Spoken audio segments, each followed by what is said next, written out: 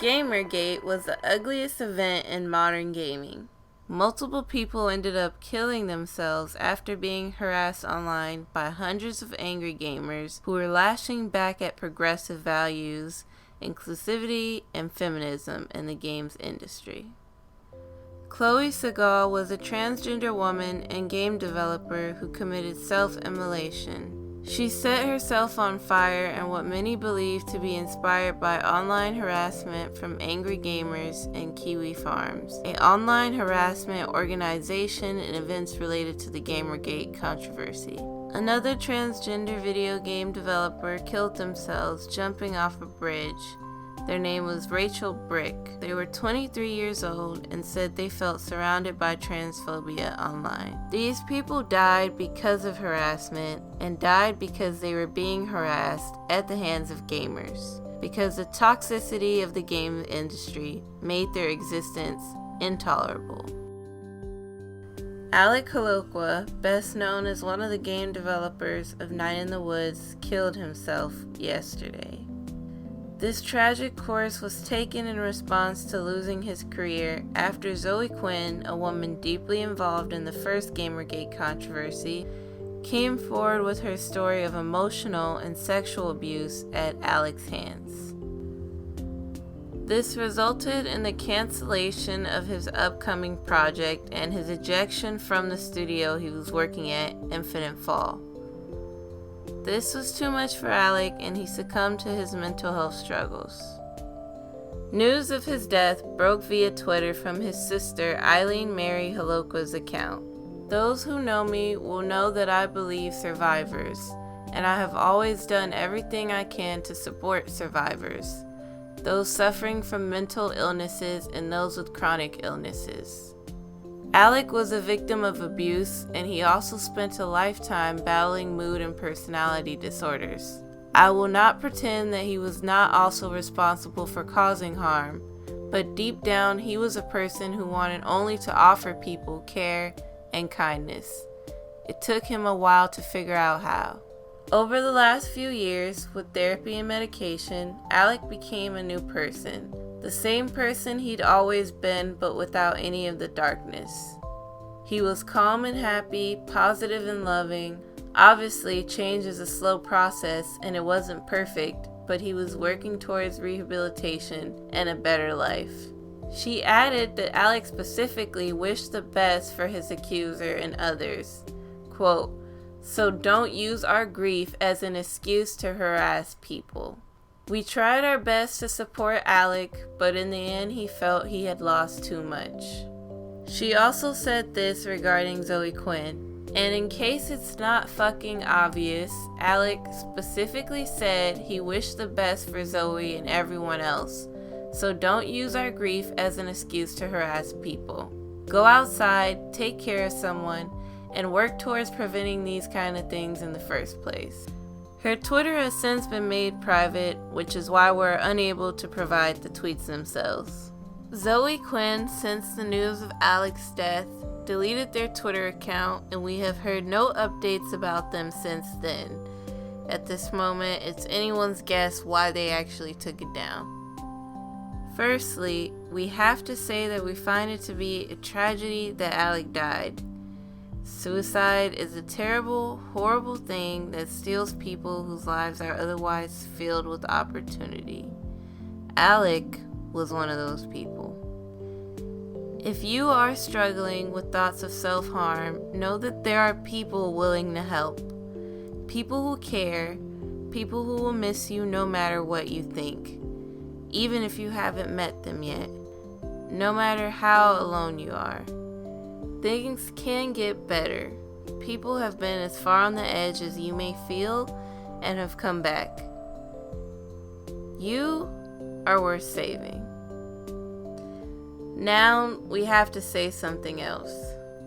That since the death of Alec Holowka, the backlash against Zoe Quinn has been at Gamergate levels of toxic.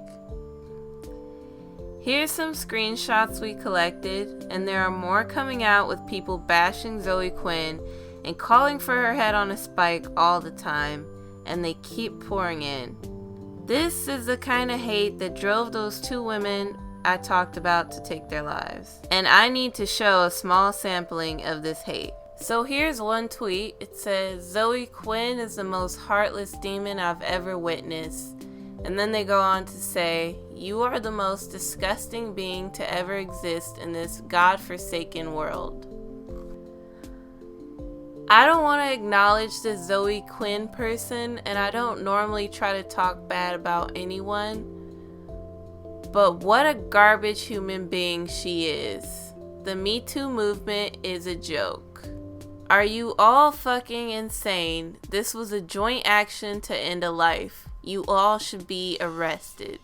Fuck cancel culture and fuck Me Too. See you in hell, you witch. Get fucked, degenerate. I hope you choke.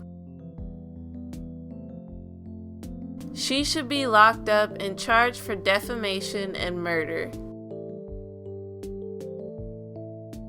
Zoe Quinn just drove a man to suicide with the rape allegation that was likely false. Of course, his cuck colleagues took her side. Zoe Quinn is just gonna walk away a free woman. No justice is gonna get served, and it fucking sucks. And I wonder what kind of justice this guy has in mind. Someone just commented, whore. And another person within the same minute called her a whore.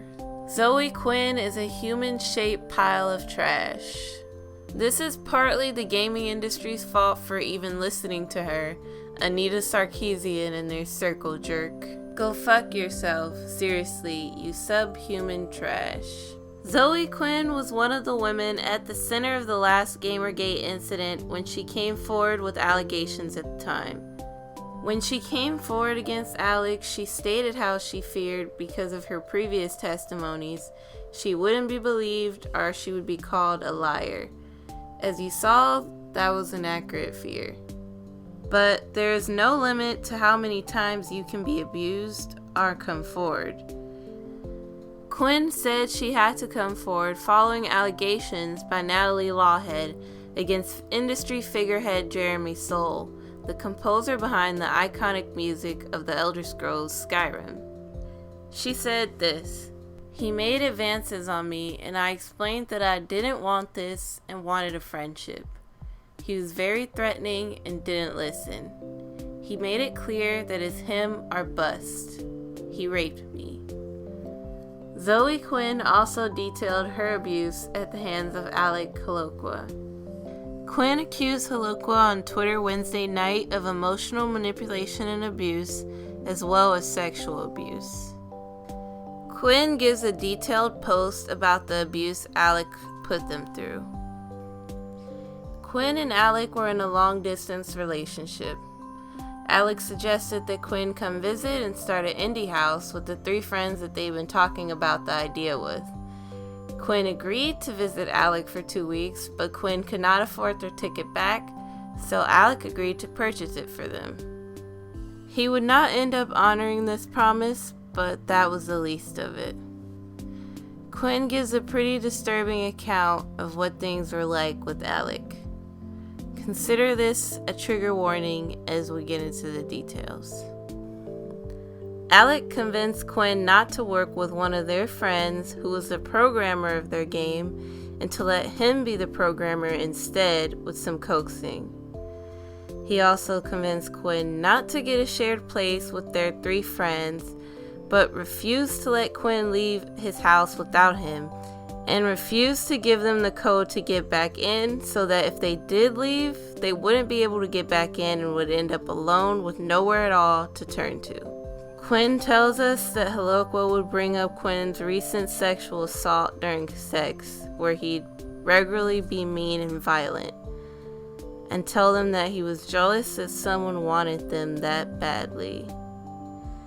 He fetishized their traumatic experience, which is just horrible. Quinn also says, "He told me he loved me in a way that no one else would because he could see that I was terrible and he loved me anyway." He also, through things, hurt himself and blamed Zoe whenever he had an episode. For the worst of the abuse, Quinn tells that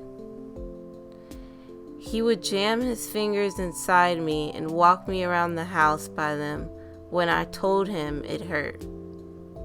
She then said that she spent most of her months hiding in the bathroom from him.